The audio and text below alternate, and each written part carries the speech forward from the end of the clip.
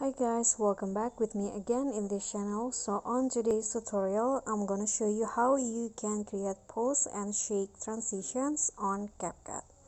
So for this to happen, you need to import your clips first and then just click on the transition box and add the pose transition. You can find it in this trending, or you can swipe until you find the distortion, and here just find the pose transition.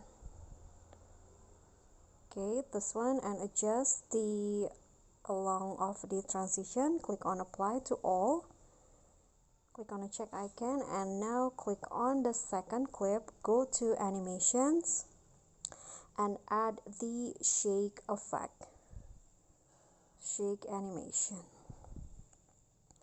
Okay, I'm going to add the shake down and adjust the duration like this, and also for the next one. After that, just click on the check icon and you are done. This is the final result. Okay everyone, so that's all for me. Thank you so much for watching. Please don't forget to subscribe, like this video, comment, and also click on the thanks below. Thank you.